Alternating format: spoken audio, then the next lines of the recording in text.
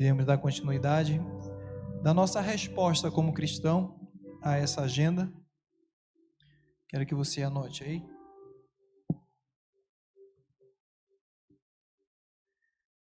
Se puder colocar aí para a gente, Gênesis capítulo 1. Nós vamos ler vários versículos.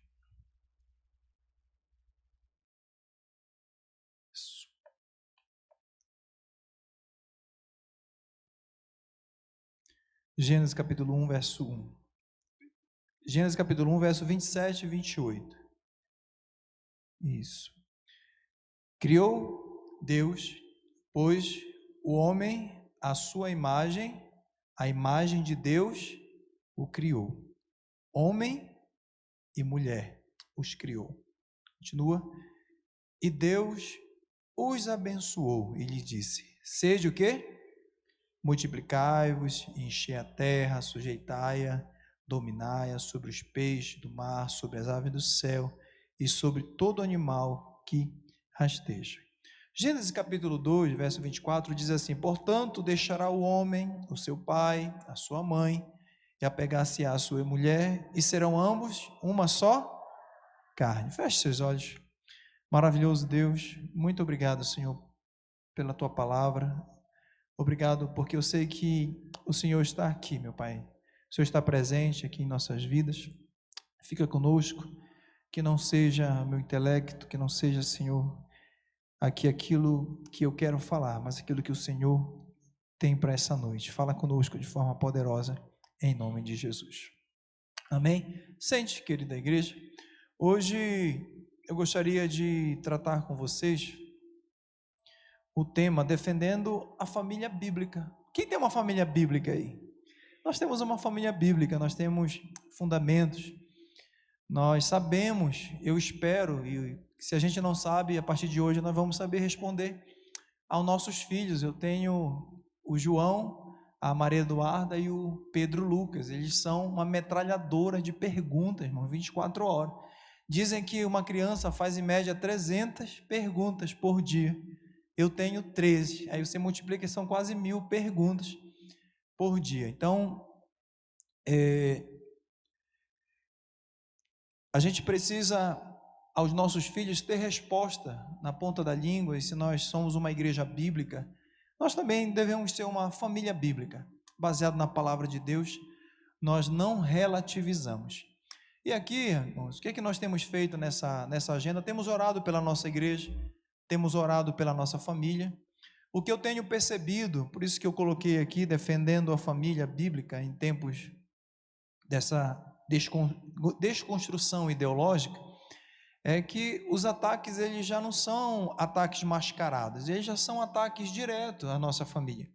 Os ataques, eles são mesmo, que eu chamo de intencionais, né, para destruir.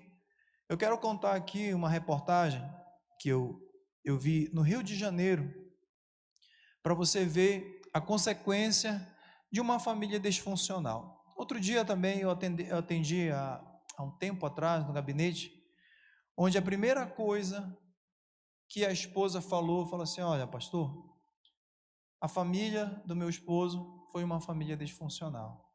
O pai, usuário de droga, então traiu muitas vezes a mãe, e sobretudo, pastor, o pai era muito mentiroso. Isso faz muito tempo atrás. Mas só que gabinete, irmãos, fica aqui na minha mente, né? Aquele homem era um santo homem de Deus aqui na igreja. E aí ele não negou, né? Ele não negou. E aí essa pessoa falou assim: e eu não sei se ele usa droga, a esposa. Eu não sei se ele me trai, mas eu tenho certeza de uma coisa: ele mente de forma descarada. Ele herdou esse padrão do pai. Tá dando microfone aqui, tá um pouquinho alto. Então, a história que eu gostaria de compartilhar com vocês de uma família disfuncional, quero que você preste muita atenção às consequências de uma família disfuncional. Nós, pastor, mas eu não tenho mais criança. Nós teremos netos, nós teremos aconselhamento pastoral. que você pode ser um pastor na sua empresa, você pode ser um pastor na sua faculdade. Então, existia uma família que morava na favela, ali no Rio de Janeiro, e todos nós sabemos que essa comunidade, a pessoa, o adolescente tem que se esforçar muito, os pais têm que estar muito presentes orientando os filhos. Acontece que aquele pai, sabe aquela história, foi comprar um cigarro e nunca mais voltou? Esse pai, com esse garoto, e estiveram um casal, né? Esse garoto e a moça, deixou e simplesmente não cuidou. Aquela mãe, longe da sua família, ela tentou cuidar, mas todos nós sabemos que existe o impacto econômico, o impacto de um pai que abandona o lar. Essa mãe precisava deixar. Então, essas duas crianças, todos os dias saía muito cedo, pegava ônibus, 2 horas para ir, 2 horas para voltar, deixava um de 8 anos cuidando de uma de 5 anos. Você já pensou isso, irmão? Existia muito isso. Uma criança de 8 é como se fosse o João cuidando do Pedro. Então fazia ali, esquentava o almoço e preparava para ir para a escola. E aquelas crianças começaram a se envolver ali com os coleguinhas da rua. E aos 14 anos o mais velho vira criminoso e ele é assassinado. Depois o irmão segue, é assassinado também. Aquele pai, ele se meteu numa confusão, foi assassinado. Aquela mulher não aguentou, ela tirou a própria vida. Ou seja, essa família que você está vendo aí na foto, né, de forma simbólica, digamos que foi uma família que foi destruída, uma família que foi desestruturada. Você sabe que o efeito, né, de uma decisão de um pai ou de uma mãe, ela pode desencadear, né, em cadeia, consequências terríveis dentro da família. Pastor, o que você está dizendo? Estou dizendo que quando esse pai, ele por uma aventura, né, fora de um casamento, por uma ilusão fora do casamento, ele começou a trazer, né, consequências para essa família. A ausência dele como pai, para dizer, olha, não se meta nesse tipo de amizade, não se meta nas drogas. Então, essa presença, essa lacuna, só você, pai, essa lacuna, só você, mãe, pode preencher. Então, existe o nosso papel que só nós podemos, como pai, exercer. Consegue mudar aí? Consegue passar? Vamos ver rapidamente. Então, quando Deus, pode passar? Pode. Quando Deus, ele cria o homem, Deus, ele cria com, digamos, design original de Deus para a família. Existe todo um design de Deus original. O casamento é uma união divina, onde o marido e a mulher se tornam uma só carne. Então, agora eu sou um com a minha esposa, e existe, eu coloquei aí um design original de Deus. Deus, ele projetou os nossos corpos, ele projetou o nosso emocional, ele projetou, irmãos, nós para complementarmos, né, você viu lá em Gênesis, né, que Deus fez macho e fêmea. Quando você quer usar algum tipo de ferramenta, você pergunta macho ou fêmea, não existe intermediário. Então existe todo um design. Você fala, pastor, mas é só um design fisiológico? É apenas um design biológico? Não, irmãos. Eu posso te garantir que existe um design sentimental, emocional. A mulher é muito diferente emocionalmente do homem. Eu posso te garantir que em muitas vezes nós estamos exaustos, cansados. Quem vai dar um conselho de Deus orar é a nossa esposa. Ela vai nos acalmar. Olha como Deus trabalhou o design, né? Olha como a tua esposa, olha como o esposo é uma bênção de Deus. Eu quero que você tenha essa perspectiva de bênção. Nós estamos aqui para construir aqui, ou reconstruir, ou permanecer na visão da família bíblica. Amém, igreja? Olha como o design de Deus é perfeito. E quando a minha esposa precisa carregar algo, não só, né, porque as feministas falam, mas eu contrato ao marido de aluguel, mas quando precisa de força, o marido está. Quando precisa de algo que Deus fez um design para complementar, o marido está presente também. Então, o design original de Deus, pode passar? Então, imagina um arquiteto aí, amados, projetando, né, uma nova igreja, uma nova DAC aqui em Águas Claras. Projetando, então, esse arquiteto ele vai fazer um design muito específico para cada situação, para cada detalhe, né? Ele vai prever, olha, nós vamos precisar de uma porta de emergência, nós ali nessa igreja nós vamos precisar de um retorno, vamos precisar da equipe ali do Léo, do Rodrigo que está fotografando aqui para as mídias. Então, esse arquiteto, ele vai projetar de forma específica. Assim também é Deus. A tentativa de mudar os planos do arquiteto, irmãos, pode comprometer a estrutura. A tentativa, então, de nós mudarmos aquilo, o design de Deus, pode não, desse arquiteto, aqui ó, pode, mas quando eu volto para a família, eu vou te falar que não pode. Quando eu olho para a família, eu te garanto que vai sempre comprometer a estrutura. Então, quando a família é disfuncional, quando ela sai da sua origem, eu sempre falo isso. Observe, irmão, a tentativa. Pastor, o senhor está pregando ódio, então os casais, né, agora da ideologia, então o senhor acha que não é feliz, irmãos? Eu estou dizendo aqui o que eu aprendi na Bíblia. Isso aqui é princípio. Se for disfuncional, o arquiteto ele projetou algo. Se Deus projetou uma mangueira para nascer manga, vai nascer manga. Não adianta eu dizer, olha mangueira, tu és um jambeiro, vai nascer jão. Não vai, irmão. Não vai. Foi Deus, ela não vai ficar convencida das minhas palavras. Porque uma mentira contada várias vezes, o que acontece? Ela vai parecendo verdade. Mas o nosso design, nosso arquiteto, ele soube fazer, irmãos, o design de um ser humano, de um homem. Então louve a Deus, o design de um homem, de uma mulher, é para se complementar, aleluia por isso. É um complemento perfeito na forma, na biologia, na fisiologia, em tudo há esse complemento. Louvado seja Deus por isso, amém, queridos? Mas você pode dizer assim, pastor, mas as nossas universidades, por que as nossas universidades, por que a mídia, por que a televisão, por que as redes sociais? Pode passar aí. O contexto histórico cultural é muito interessante em relação às raízes ideológicas dessa agenda. Essa agenda ela não começou ano passado, ela não começou há 20 anos atrás, ela não começou há 100 anos atrás. Porque Satanás, ele vai agindo de forma, não pensa que Satanás ele não tem sabedoria e um plano. Ele vai agindo de forma sorrateira. Então, lá o movimento do iluminismo inicia ali a ascensão da razão sobre o quê? Sobre a revelação.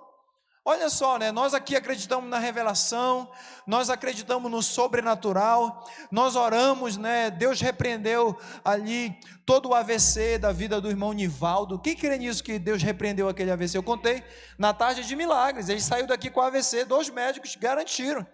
O terceiro médico falou, olha, acabou, o AVC não está mais, o AVC, a gente não está entendendo, tira esse homem da UTI. Vocês já viram isso, irmão? A pessoa entrar na UTI no mesmo dia, ter que tirar ele, porque simplesmente não tinha nada, foi o irmão Nivaldo. Então nós acreditamos no sobrenatural, mas o iluminismo, lá com a ideia de Voltaire, Kant, Rousseau, todos esses filósofos, eles falaram, não, chega de nós agora vivermos com essa opressão, agora nós acreditamos que a razão é você, ser humano, né? Existe uma luz, é você essa luz. Então, em contraponto, a revelação, né? Esse movimento intelectual, então, do século XVIII, colocou a razão humana acima da revelação divina, como uma fonte última de conhecimento e verdade. Ou seja, a razão, né, o iluminismo, quando perguntaram, falou, olha, mas por que vocês estão contra a agenda progressista? Falou, olha, onde foi a raiz? Vocês podem falar, olha, nós sabemos que a raiz foi no iluminismo, onde o contraponto era justamente a questão da razão, colocou o homem no centro das coisas. Então, esses filósofos, eles defenderam que o homem, através da razão, poderia alcançar a verdade e o progresso moral, sem a necessidade, né, de uma verdade bíblica. Então, a ideologia aqui, a agenda aqui é progressista. Irmão Rudis foi muito brilhante na semana passada, não? A ideia de progresso, a ideia de evolução, a ideia de evolucionismo. Será que vocês estão lembrando de alguém, né, que pregou a teoria da evolução, foi ali para uma ilha e descobriu todas as teorias, né, dos pássaros ali, no seu navio Beagle? Pois é, Darwin. Então, amados, existe toda essa, por trás do iluminismo, existe toda essa inclinação à razão. O impacto, então, pode passar, o impacto no pensamento moderno. Pastor, qual é o impacto disso? O que causou, então, lá atrás? É isso aqui, ó, uma ênfase na autonomia da razão, uma visão secular do mundo, e onde os valores e a moralidade passaram a ser definidos pelo consenso agora humano, né, da razão, não mais pelos padrões absolutos da Escritura. Isso então abriu a porta para o quê? Para o relativismo da moralidade. Espera aí, aquilo que era uma moral absoluta, nós vivíamos ali a Bíblia, né, desde o início dos séculos, existia uma verdade absoluta, agora abre-se uma porta, o iluminismo ele abre uma porta para relativizar a verdade.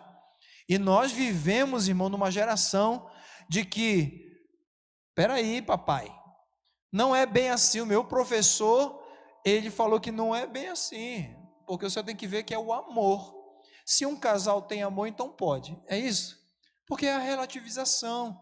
Não, papai, para o senhor, o seu ponto de vista é esse, mas o meu ponto de vista, porque vamos relativizar essa verdade, enquanto que nós, irmãos, nós não relativizamos verdade, nós acreditamos que Deus, Ele é absoluto, a Bíblia é absoluta, essa verdade imutável, porque se nós começarmos a querer atualizar a Bíblia, se nós queremos relativizar moral aqui dentro dessa igreja, daqui a pouco, eu estou casando aqui toda espécie de trissal, eu estou casando aqui toda espécie de pessoas que falam, pastor, isso aqui é a forma de amor. Daqui a pouco, irmãos, eu estou aqui recebendo pastor em adultério, cantor em adultério, músico fumando maconha. Se eu começar a relativizar a moral dentro da nossa casa, nossos filhos vão querer fumar maconha dentro do nosso apartamento. Se eu começar a relativizar aqui, irmão, mas é relativo.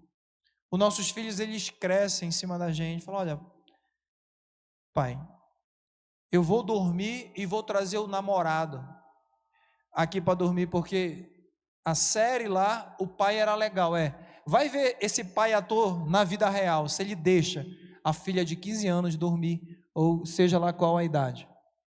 Se nós então abrirmos essa porta, irmão, da relatividade, por isso que nós estamos ensinando isso aqui, porque, irmão, é você que defende a sua casa, é você que diz não à maconha, não à cocaína, não à bebida, não ao palavrão aqui dentro dessa casa, não há fornicação aqui dentro dessa casa, é você, mas você tem que ser ensinado. Se você começa a relativizar, não, sabe, irmãos, por que, pastor? A Bíblia diz que a gente pode tomar um vinho, pode, eu nunca disse que não pode, mas o vinho, ele é uma porta para as drogas, e amanhã, o vinho é uma cerveja, depois a cerveja pode ser um uísque, é uma porta para todo tipo de droga, uma porta que abre.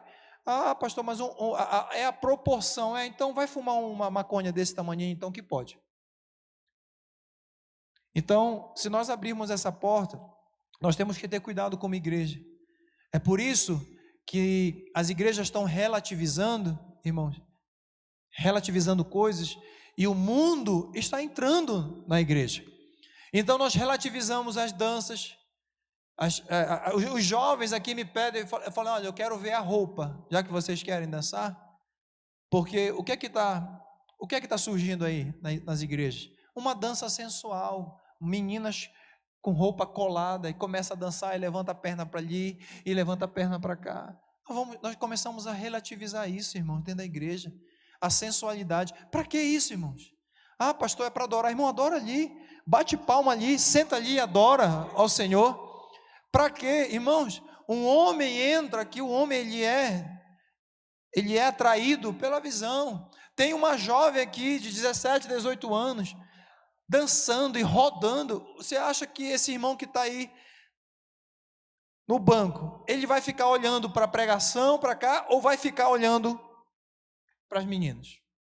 Ah, pastor, eu garanto que eu fico. Não, nós, irmãos, nós nascemos no Evangelho, nós já conseguimos esse domínio próprio. Mas será que todos que vêm na igreja vêm com essa mesma mentalidade? Então, se nós relativizamos, vem daí, desse pensamento. Então, essa ênfase na autonomia da razão gerou uma visão secular do mundo, onde os valores da moralidade, já falei isso, né, e o consenso acaba afastando a questão das escrituras. Isso abriu uma porta, já comentei aqui também. O nosso contraponto está lá em Provérbios, capítulo 3, nos ensina a confiar, capítulo 3, contraponto bíblico, pode passar aí, nos ensina a confiar no Senhor e não no nosso próprio entendimento. A razão diz assim, olha, confia, você tira o D de Deus e deixa eus, né? Vocês já viram isso, tira, e você é uma espécie de Deus, você é um ser evoluído, que ainda vai continuar evoluindo. E aí, amados, nós deixamos de confiar em Deus e passamos a confiar no eus, tira o D e as pessoas começam a confiar em si mesmo. Provérbio nos ensina, capítulo 3, versos 5 e 7, a confiar no Senhor e não no nosso próprio entendimento, demonstrando que a verdadeira sabedoria e moralidade vem de Deus, não da razão humana. E o iluminismo, né, é justamente o contraponto disso, é o oposto disso. Ele centra a autossuficiência no homem. Será que você conhece alguém autossuficiente aí? Cuidado. Nós conhecemos pessoas assim. Não, dá para o fulano que fulano resolve. Coloca no peito, autossuficiência. Então isso é uma porta, isso aí é uma agenda que foi aberta no coração dessa pessoa. Então o iluminismo. Mas existe também um homem chamado Karl Marx, o marxismo, pode passar aí, cultural, onde você pensa assim, mas ali, pastor, o Marx, houve uma luta de classe, onde o poder, né, do proletariado, onde as grandes indústrias estavam surgindo, e ele se levantou contra, irmãos, Karl Marx, talvez você não tenha estudado, né, nós fomos obrigados a estudar 2 vezes, Karl Marx, na primeira faculdade e na segunda, e eu coloquei aqui, vai além da luta de classe, aplica o princípio da cultura. Então é uma cultura, agora é uma cultura, já não é uma luta de classe, que luta e busca a desconstrução de toda forma de poder e autoridade, incluindo o que, pastor? Incluindo toda a família e todo tipo de religião e as tradições.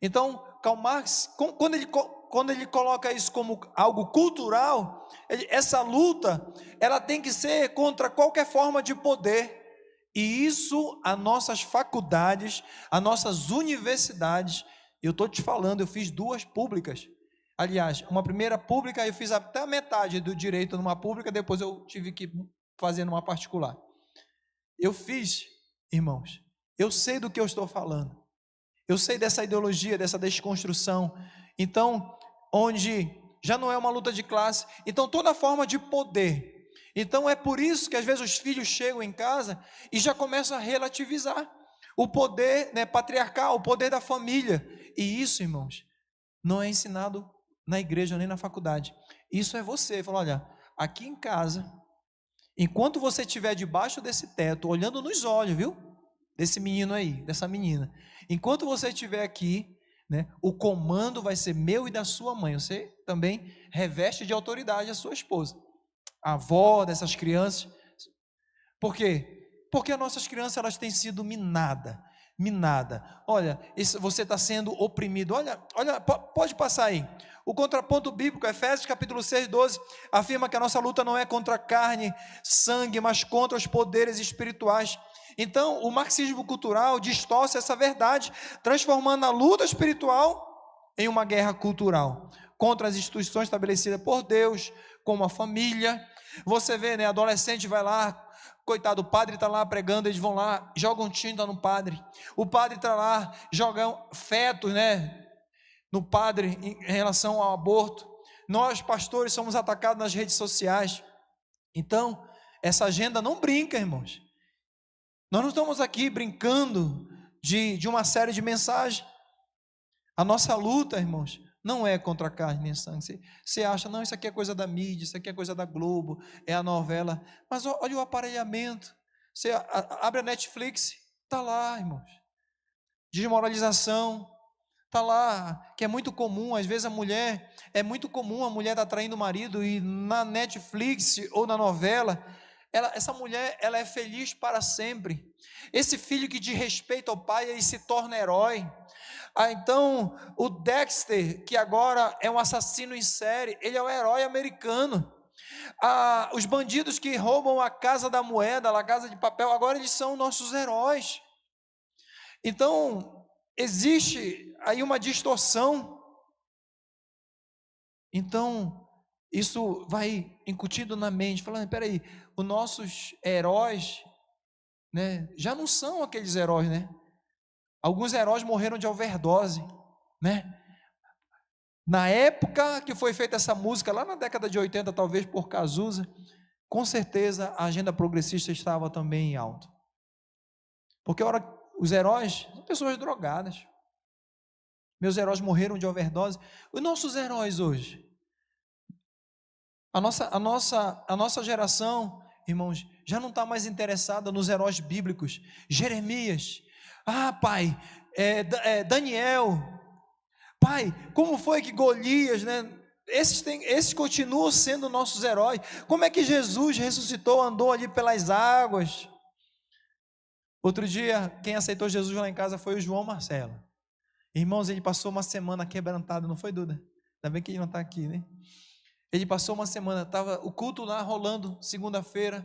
Aí a Giovana falou, vou fazer o apelo. Aí, quem quer aceitar Jesus é João? Eu quero aceitar Jesus, eu vou abrir meu coração. Aí chorou, aceitou. Aí no outro dia, mãe, eu estou muito feliz porque eu deixei Jesus entrar no meu coração. Aí no outro dia ele falou para mim, pai, eu estava errando algumas coisas, agora eu deixei Jesus entrar no meu coração. João se converteu, irmão. Está uma benção, está um crente. Joãozinho é uma benção. Está convertido. Pronto, irmãos.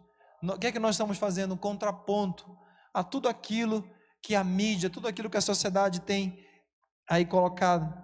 O impacto, coloca aí o impacto desse pensamento moderno, essa ideologia, promove a ideia de que todas as instituições tradicionais, incluindo família, a nossa família bíblica, né, são opressores e devem ser reformados. Opressores, você já ouviu? Nós pastores agora somos opressores, porque nós encontramos um padrão e pregamos sobre o padrão bíblico.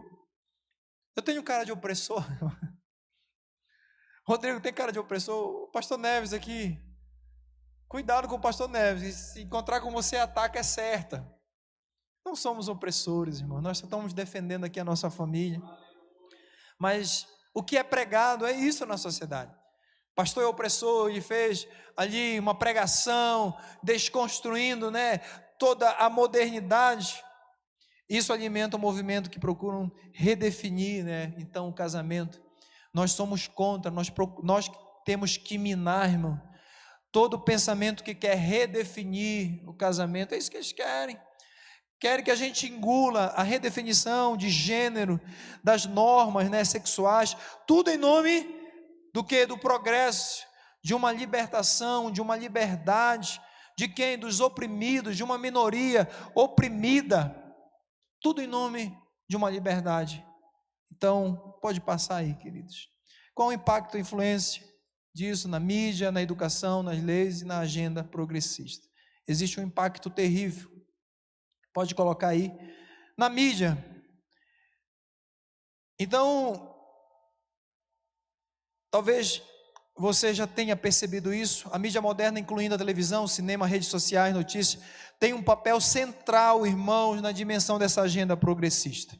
Programas de TV, filmes, campanhas publicitárias, frequentemente promovem valores e comportamentos que afastam os princípios bíblicos.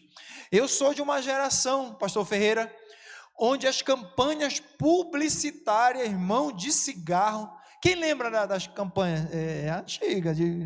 Como eram essas campanhas? Como era? Vocês que levantaram a mão. Irmãos, a campanha de cigarro era pura modernidade. Era alguém andando de lancha. Não era? Que mais, Magno? Vocês que levantaram a mão aí. Hollywood. E aí as pessoas, né, desciam no avião, voando, paraquedas, era a modernidade. Então, a mídia, ela é aparelhada. Não tem para onde correr, irmãos. Ela é aparelhada com esse comportamento. A mídia também tem o poder de influenciar a opinião pública.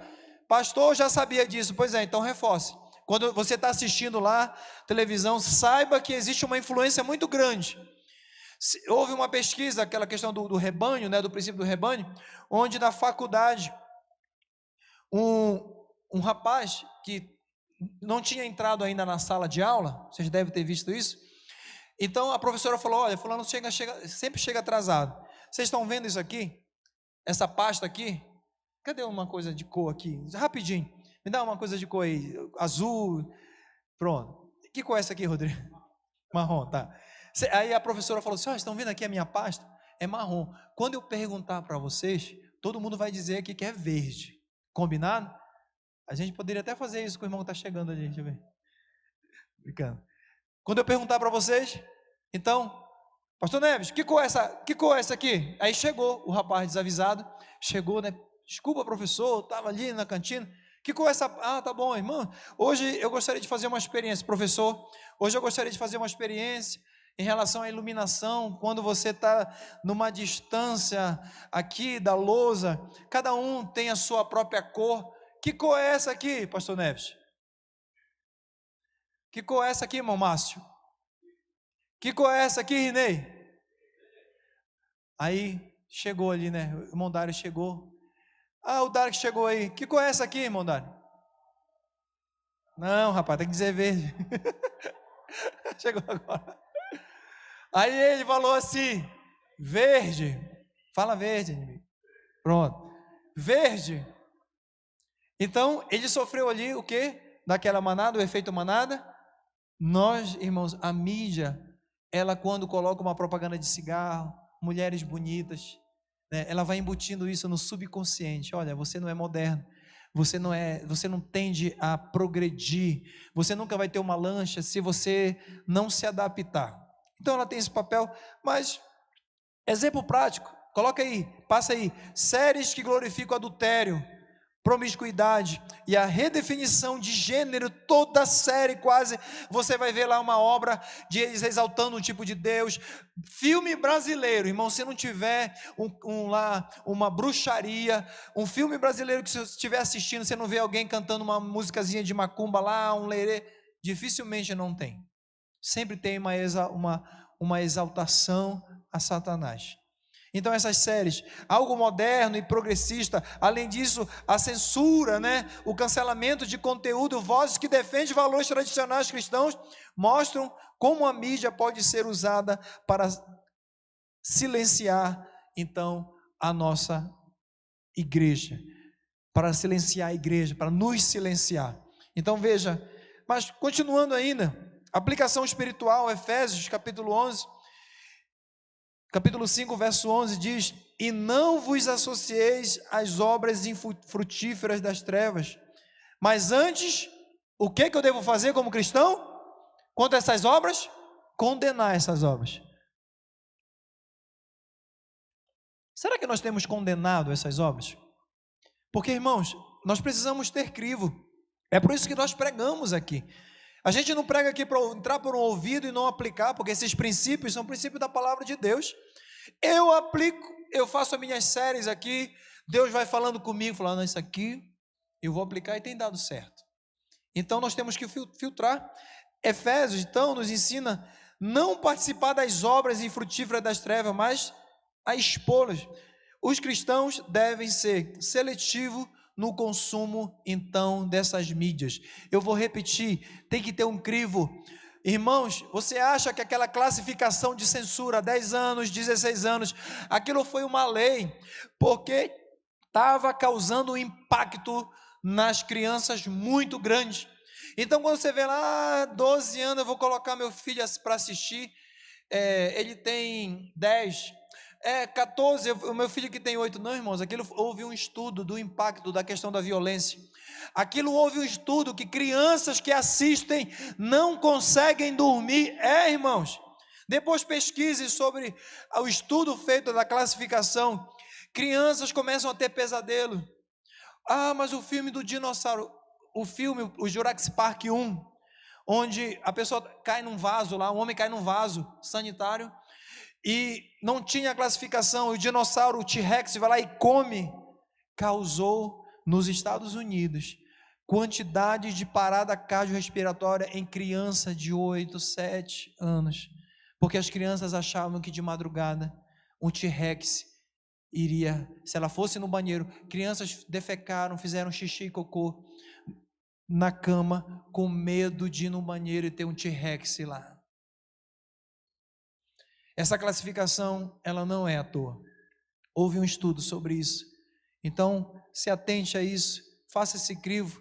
Mas além ainda da mídia, nós temos a educação, coloca aí, a formação, irmãos. A educação é a formação de mentes e corações.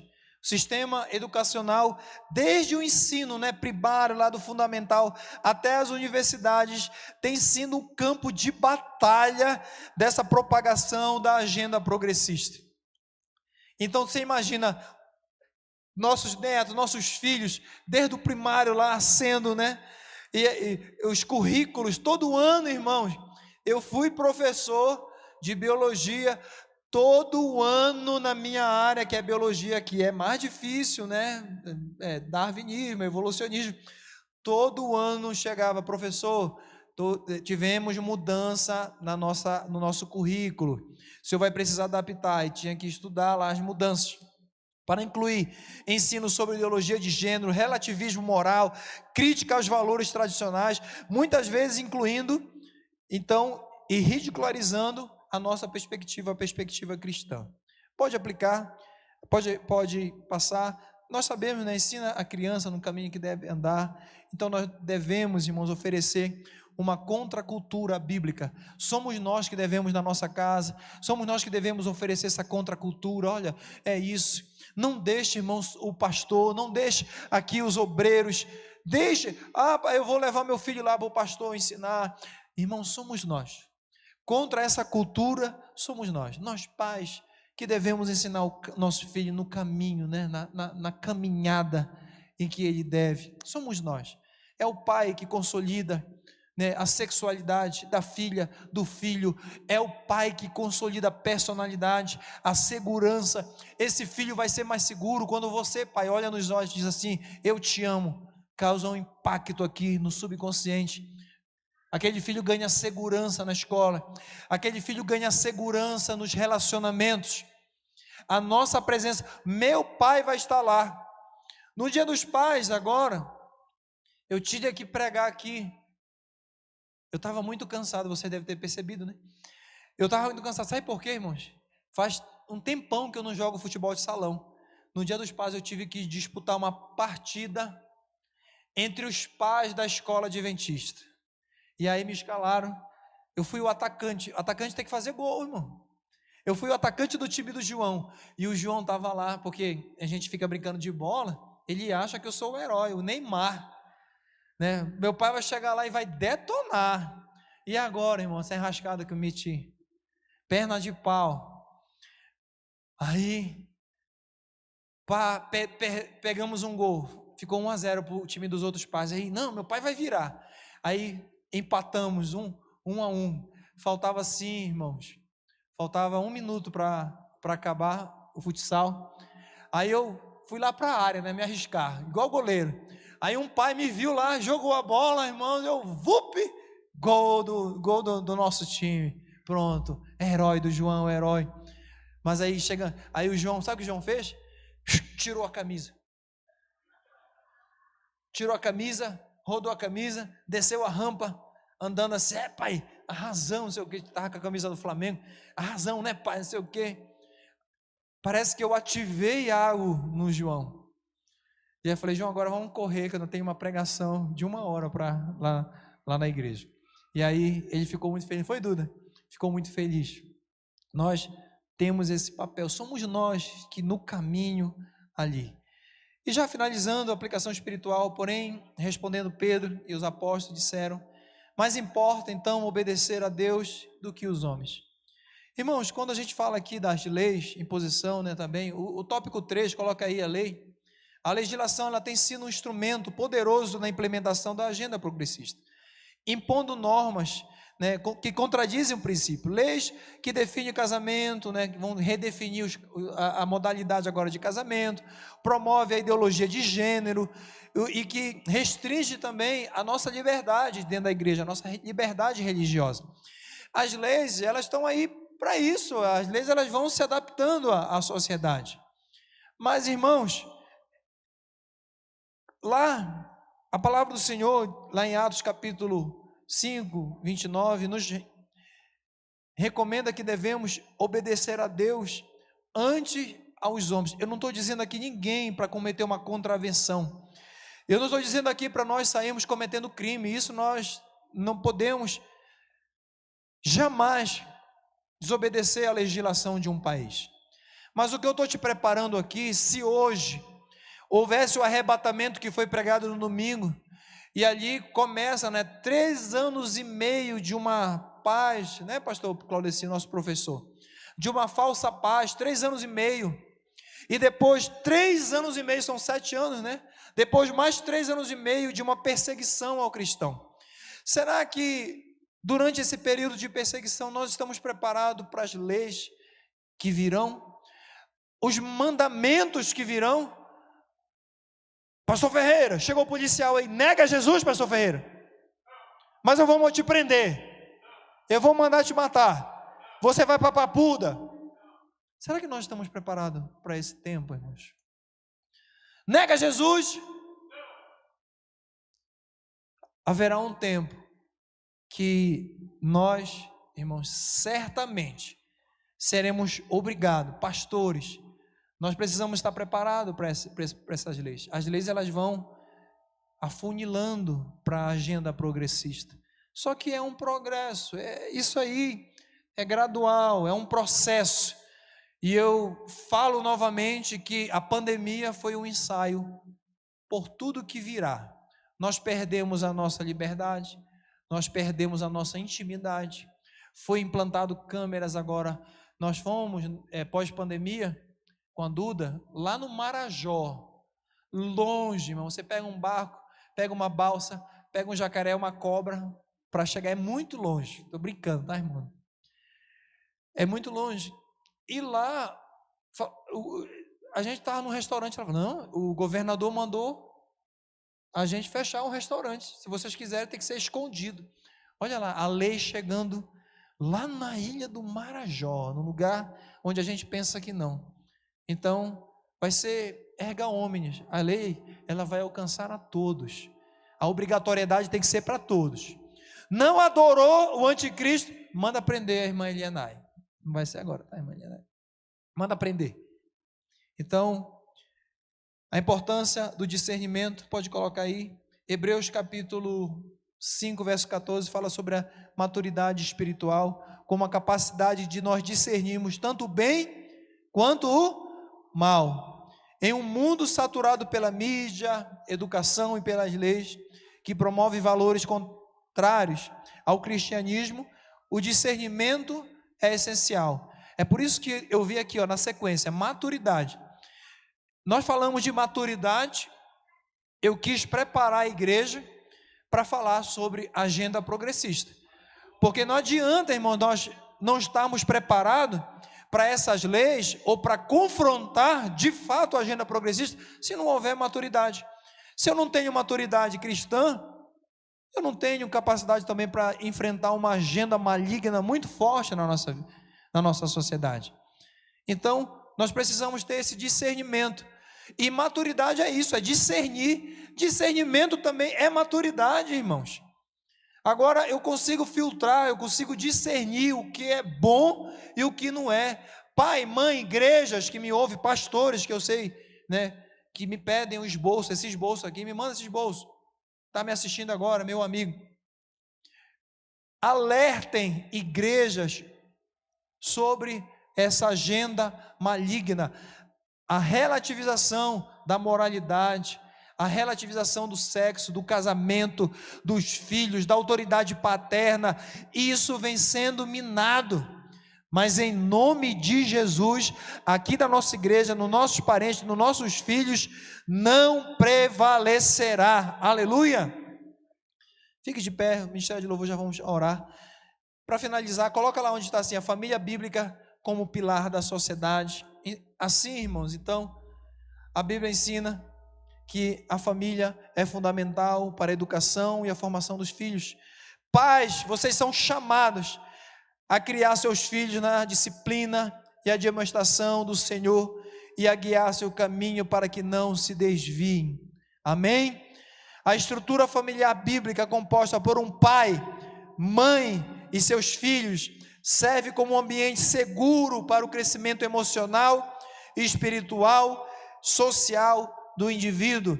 Eu vou repetir aqui, irmãos, a estrutura, o design, voltando aqui na introdução para concluir, o design de Deus, perfeito, a estrutura de um pai, a estrutura de uma mãe, é o design perfeito que Deus criou. Para quê, pastor? Serve como um ambiente seguro para um crescimento emocional. O que significa isso? Quando uma criança tem um pai que consolida o emocional, quando tem ali uma mãe que consolida a segurança, essa criança, ela vai ter um crescimento emocional, ela vai evoluir, ela não vai ser aquela criança tímida, medrosa, ela vai encarar a sociedade, o relacionamento, o mundo mais seguro. Outro contraponto espiritual, nós, se temos um pai, uma mãe que nos direciona, esse menino não vai sair dos caminhos do Senhor, mas se sair, vai ter o temor, um dia volta, vai ter o temor dentro do seu coração. Mas além do espiritual, social dos indivíduos também, é um pai, é uma mãe, é uma estrutura, é o design de Deus perfeito, que traz essa segurança e que a criança viva em sociedade. Essa é uma família bíblica. Amém? Levante a sua mão para o céu. Nós vamos pedir ao Senhor, a todos os nossos familiares, primos, parentes, irmãos, filhos, netos, que nenhum ataque, irmãos, nenhum ataque maligno que mina o subconsciente, que mina este casamento, talvez tenha tentado minar essa estrutura familiar. Toda obra espiritual da maldade nas regiões celestiais hoje foram neutralizadas. Nós oramos para que seja neutralizada das nossas famílias,